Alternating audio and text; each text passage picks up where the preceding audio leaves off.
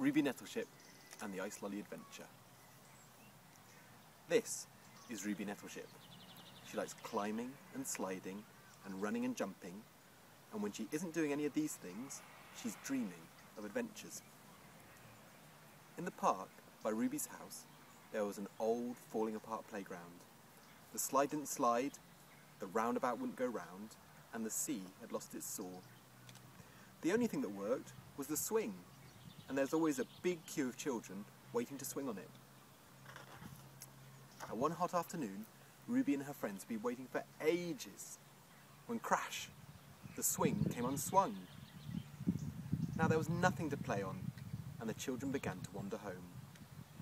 "Come on, let's go," called Ruby's friends. But something about the playground made Ruby want to stay.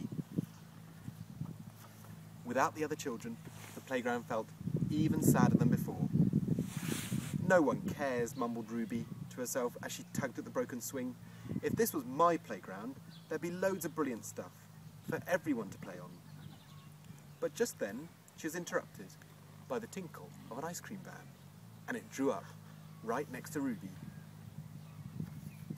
"Not many people today," remarked the lady in the van cheerfully.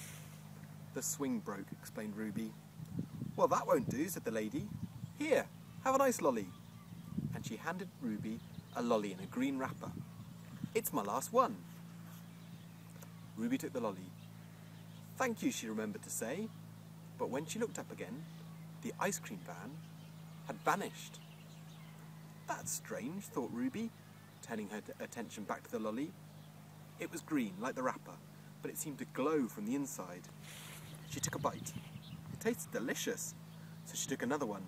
The letters P and L appeared on the end of the lolly stick.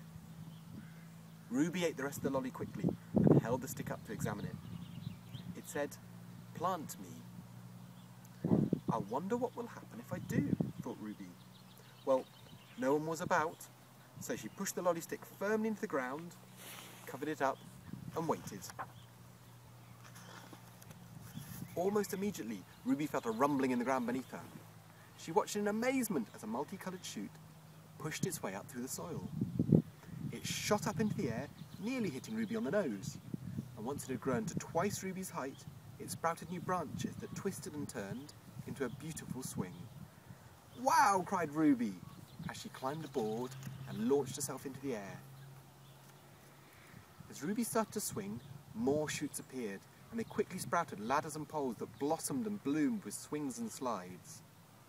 Ruby was swinging so high by now that she could see over the whole city. "I bet no one is having this much fun," she thought to herself. And then Ruby had an idea. As if it had read her thoughts, the playground flowered across the whole park and began to spill out into the street. The first thing Ruby did was to pick up her friends and all the other children who lived nearby. "This way," shouted Ruby, and with that, they headed off towards town. On the way, they dropped in at the zoo to see if the animals wanted to come out to play. After that, they visited the supermarket and made a giant trolley roller coaster. By the time they got into the centre of town, the playground was full to bursting. Even the grown-ups had climbed out of their cars, put down their shopping, forgotten about work, and joined in the fun. Soon, the whole city had ground to a halt. "Now what?" wondered Ruby.